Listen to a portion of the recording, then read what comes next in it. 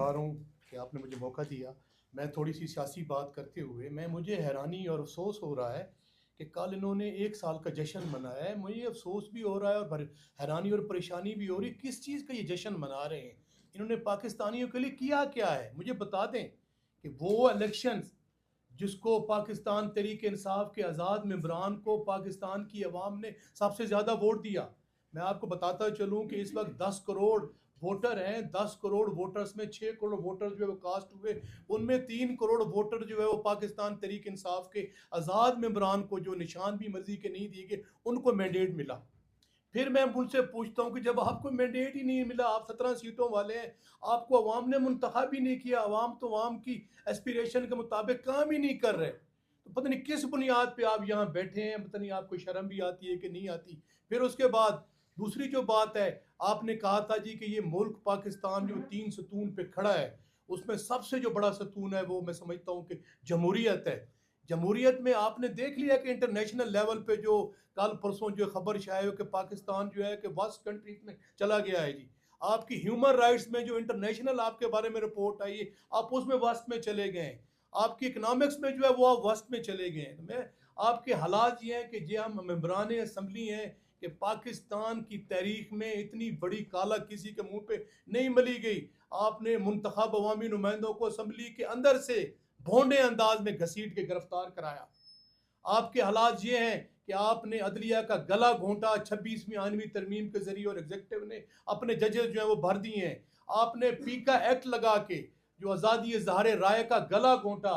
आपने एक पुरअमन पाकिस्तानी शहरियों पे जिनके हाथ में कुछ भी नहीं था और पुरअमन लोग एक पुरअमन एहतजाज के लिए आए थे, आपने उसको सरेआम गोलियां मारी और 16-14 बंदों को आपने शहीद कर दिया। मुझे अफसोस होता है, आप किस बुनियाद पे आप जो अपनी कारकर्दगी का शोशा मचा रहे हैं। मुझे अफसोस हो रहा है उन लोगों पे कि पता नहीं ये किस बुनियाद पे बात करते हैं। पिछले 40 साल से आप मुस्लिम लीग नून वाले बरसरे इक़्तिदार है। मैं पंजाब की बात कर रहा हूँ और पाकिस्तान की बात कर रहा हूँ। 80 के बाद जब से मरशला लगा 77 के बाद, उसके बाद मुस्लिम लीग नून जो है 80% वहां मर्द उसके उसका इक़्तिदार रहा है। मैं पूछता हूँ कि आम पाकिस्तानी सी रेड़ी वाला किसान, छाबड़ी फरोश, एक नौजवान, उसका क्या मुस्तकबिल तब्दील हुआ है। मुझे ये भी साथ कहते अफसोस हो रहा है कि मैं खुश होता कि शायद ये कहते कि हमने पाकिस्तान के नौजवानों को इतनी नौकरियां दे दी हैं। मैं उनसे ये खुश होता कि वो ये कहते कि ये जिनके ये हालात ये कहते कि पर इनकम कैपिटा जो है पाकिस्तान के अवाम का मेयार ज़िंदगी बुलंद हो गया है, हमने कर दिया है। मैं ये खुश ये होता कि हमने महंगाई ख़त्म कर दी। महंगाई भाईजान, पेट्रोलियम की प्राइसेस कहाँ पे है? आप किसको धोखा दे रहे हैं? किससे आप ये झूठी जो आप बना के लाते हैं? आप मेरे साथ क्या जाएं, हम बैठे हैं, हमारे साथ बाजारों में जाएं, पेट्रोलियम की क्या प्राइसेस हैं। आप जाएं, ग्रोसरी की क्या कीमत है, चीनी की क्या कीमत है, फ्रूट्स की क्या कीमत है, आप गैस की क्या कीमत है। बिजली, लोग जो हैं वो बेचारे खुदकशियां करने में मजबूर हो गए हैं। Salaried class, lower middle class वो तबाह बर्बाद हो गई है। और ये कह रहे हैं जी कि हमने एक साल में बड़ी खिदमात सर अंजाम दी हैं। वो खिदमात सर अंजाम दी हैं कि आपने पाकिस्तान की खुददारी को, पाकिस्तान की गैरत को और पाकिस्तान की सॉवरेनिटी को एट स्टेक लगा के आपने प्लज के सिस्टम पे आप चला रहे हैं जी। तो ये बातें, दूसरा जो ज़राअत, जो ऑनरेबल जनरल सेक्रेटरी साहब ने कहा है कि ज़राअत का जो बेड़ा गर्क कर दिया है। पाकिस्तान की जो मोस्टली जो 60% पॉपुलेशन है वो देहात में रहती है। देहात में तो कोई हालात नहीं है जी कि वो आपकी जो एक 60% लोग हैं, आपने गंदम जो है उनसे परचेज नहीं की। वो गंदम जो है आपने कहाँ से परचेज की है? आपने बाहर से परचेज की है जिसमें कीड़े मिले हुए थे। और पाकिस्तान का आपने बहुत कसीर सरमाया जो है वो जाया किया। वो हम किससे पूछें? उसका जवाब कौन देगा?